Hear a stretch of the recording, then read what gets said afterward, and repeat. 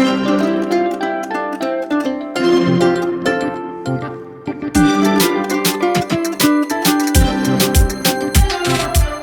Everyone, welcome back to my channel. आज आम बना जाऊे एयर फ्रायर रे पियाजर पकुड़ी, जोटा कि आम बिना तेल रे बनइबा। तो जमारू भी डेरी करवानी। तो तेरे स्टार्ट करवा चलतु।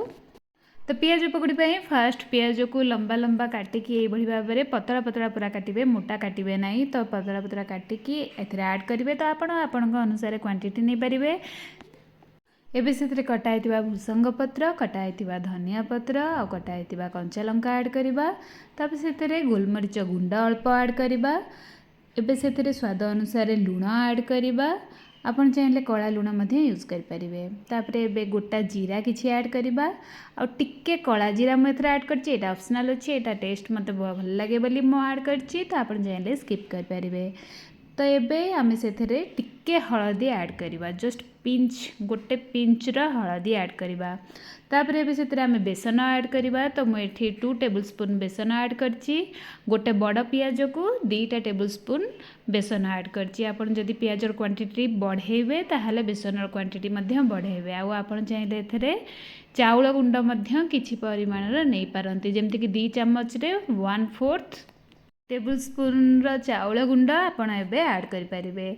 तापर से चाहिए यही टाइम रे गोलेला बेले आपड़ गोटे चम्मच तेल मध्य ऐड करें। तो मुझे बिना तेल यूज करके बनाऊँगी, आप चाहिए मत ऐड करें। तो ये आमर गोले सारापर या साइड रे रखी नवा। आ एयर फ्रायर को यूज करवा। तो ये एयर फ्रायर को फास्ट आम भल से परिष्कार करनवा। तापर ताको एबे तेल रे टिके ग्रीस करनवा। तो यहाँ ऑप्शनल अच्छी, आप चाहिए तेल रे बिना ग्रीस करके मध्य करें। टिके तेल रे ग्रीस करदेवाटा मतरे बेटर, कारण आपणकर तले किसी भी चिपकनी आटा इजिली बाहरी जीव। तो सब फास्ट ग्रीस करेंगे। तापर जहाँ भी आपण खाଇବା जिनस से कुक करने को या रखिपारे। तो ये पकुड़ी सेप्र आम पियाज पकुड़ी सेप्र जमती करती राउंड राउंड, तो सही टाइप्र आम हाथ में थापी थापिकी एबे ता ऊपर गोटे पर गोटे देदबा।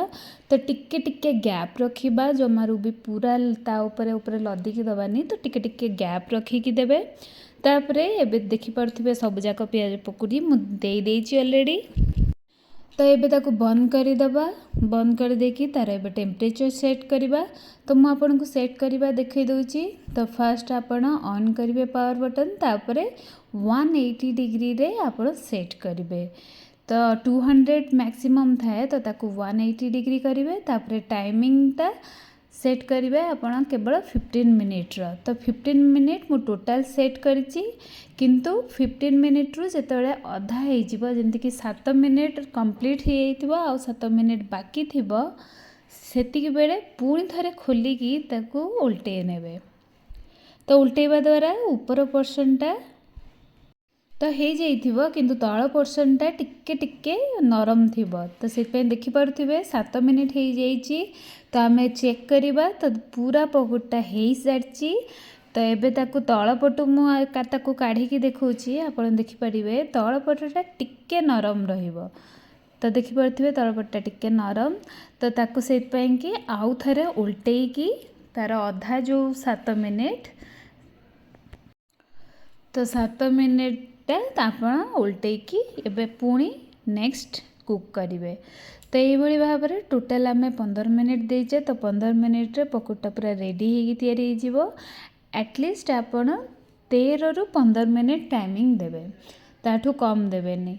तो ये भाव में पूरा आमर कंप्लीट हो जाइए। तो आमर पियाजर पकुड़ी पूरा रेडी हो। तो देखिपारे पूरा क्रिस्पी होती। जदि आपको नॉर्मल क्रिस्पी दरकार नहीं, ताहले आपण टाइमिंग 10 मिनिट्स देवे। तो आज ये पुणी देखा नेक्स्ट वीडियो रे। आउ जदि एयर फ्रायर आहरी भल भल रेसिपी देखा चाहते ताले मो चैनल को जाके निश्चय सब्सक्राइब करंतु।